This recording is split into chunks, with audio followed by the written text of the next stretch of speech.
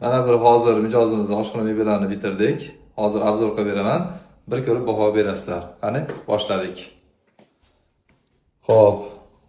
Yuza qismlari hammasi akrildan bo'lgan, korpuslari MDFdan bo'lgan. Hop, birinchi bu yoqda shkaf joylashtirilgan. Shkaflari. Pastki qismida qirg'ili kargo joylashtirilgan. Bu joyda vitishka, bu yerda gaz bo'lishga, hali gazni olmaganligi uchun gaz qo'yilmagan. Hop, pastlarda yashik qo'yilgan. Tandem mexanizmida.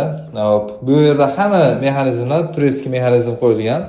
Samet firmasiniki, mana original Samet firmasiniki. Hop, bu joyda ham shkaflar qo'yilgan. Bu yerda pastda ham shkafchasi, hop bu yerda moykasi.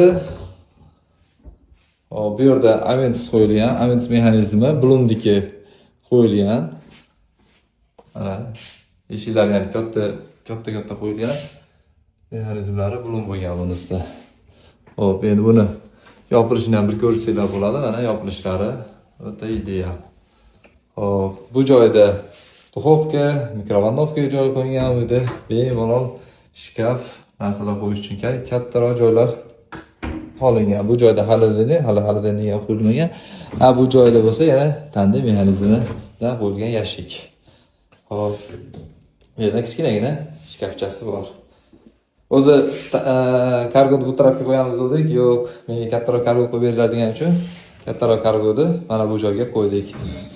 Agar sizlarga ham shunday oshxona mebellar kerak bo'ladigan bo'lsa, bizga murojaat qilasiz. Pastda telefon raqamlarimizni qoldirib qo'yamiz.